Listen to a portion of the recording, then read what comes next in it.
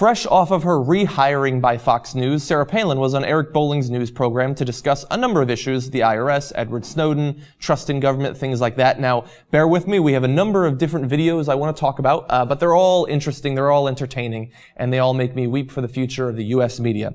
So first, the revelation that over $70 million in bonuses will be going out to IRS employees in the near future. Let's hear Eric Bolling and Sarah Palin discuss. We obviously can't trust the IRS. They proved that by targeting conservatives, and now the agency is giving their employees, their union employees, $70 million in bonuses paid for by the taxpayer. I think only in an Orwellian government would a collective bad deed be so generously rewarded. It is a shame, and it's just more reason to distrust our federal government and the nonsense that's going on in Washington, D.C. As expected, they got that wrong in about 7 different ways. Now, I only have time to cover 2 or 3, so I'll start with those. Now, first of all, the IRS targeting of conservative groups, that's already been debunked over the course of the last week. If you've been watching the Young Turks, you know it turned out that it was basically one conservative bureaucrat who, for whatever reason, possibly because he wanted to have oversight over these conservative groups, was gathering up these case files for himself. He was the one that caused it. It was not an Obama appointee. It was not an Obama directive that this happened. It turned out that it was, in fact, a conservative who was running it, and it was not malicious in any way. If anything, in the end, it could have led to some sort of preferential treatment.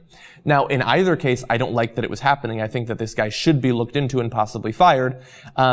But it was not an IRS-wide program. The fact that other people in the IRS are getting bonuses should not be taken into question because one guy happened to be doing something shady that we oppose. Now, they're using it to attack the IRS in total because they don't like the IRS. They understand that this was one guy. They know that at this point. So it's just ridiculous that they think, well, clearly none of them should ever have bonuses. In fact, they should have their pay cut because of this one guy being kind of a douchebag. They also say that this is a reason to distrust the government. Now, I distrust the government. I think that we have much better reasons than the IRS investigating these conservative outlets. And also, what I think is funny about this is that you have this one guy who is acting in a way that we don't approve of, possibly breaking the law, or definitely acting in a shady way. Totally true. And they think that that means that these bonuses should be taken away from every IRS employee. I wonder if Eric Bolling and Sarah Palin were making the same argument when there was malfeasance in the U.S. banks, when companies could shut down and CEOs would get $10, $20, $30 million golden parachutes. Were they also against bonuses in that case when there was malfeasance? I don't think so. I think that that's extremely unlikely. Now, another issue that they touched on before we get to the Edward Snowden was drones. We saw recently the FBI director said that there has been limited use of drones in the U.S. That's ominous from my point of view. Let's see if they can get this issue wrong, too. Rand Paul was right when the senator engaged in the filibuster, and what he was asking for those couple of months ago, he was asking for these unanswered questions about domestic use of drones and the impact on the American public. What were they? What was going on, and was it actually happening? Once again, they both get it wrong. Now, they are right to oppose the use of drones on U.S. soil or above U.S. soil. They're certainly right there. Now, first, and this is going to be a running theme throughout the rest of the clips of Sarah Palin, she's lying to you there. Now, look, she's saying she opposes the drones because Obama approves of the drones, at least in some sense, and so it makes sense for her to oppose them. I totally get that. But does anyone here believe that if she was the vice president at this point, they would not be using drones in the U.S.? Or that if at some point she runs for president and she becomes president, that they won't use drones in the future? That's ridiculous. There's going to be a couple of the other cases in this video of her lying in that way, but whatever. The main way that she gets this wrong is actually when she talks about Rand Paul. So she said there that he stood up and he was against the use of drones. And if you recall, all of us here at the Young Turks were very much in Rand Paul's corner at that point, because it seemed like he was getting the issue right. Now, it took about 2 or 3 days before Rand Paul basically totally reversed course on drones when he said, well, I mean, if there was a guy in New York City and we found out that he had done something wrong, should we watch him? Well, yes, in that case, I suppose we should watch him. His convictions, his opposition to the program, just in the wind. Now, she's missing out on that point. Maybe she only saw the first video and then she was watching reality TV or something. But for those of you who were keeping track of what Rand Paul said about drones, his opposition to them did not hold strong over time. And so she's wrong there, and she gives him way too much credit that in the end he did not actually earn. Now, another issue going back to the IRS that they talked about was that this should be a reason that we abolish the IRS. Let's listen. This week, the Tea Party suggested maybe it's time to abolish the IRS. What do you think of that idea?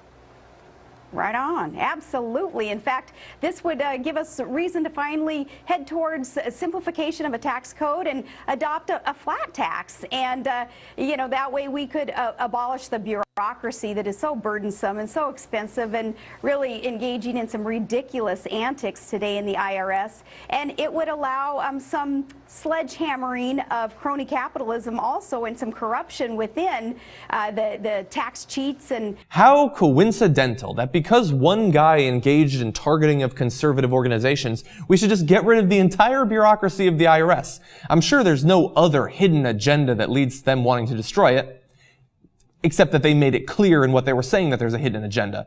They didn't say we should abolish the IRS so that we could replace it with something that's totally nonpartisan in some sense and doesn't act in an ideological fashion, when we've shown you historically that the IRS under both Democrats and Republicans has been incredibly political. No, they say that it's too expensive and it looks into people's taxes too much and we should have, by golly, a flat tax, because that's what this issue is actually about. For them, it actually is, but it has nothing to do with the targeting of conservative groups or Tea Party groups.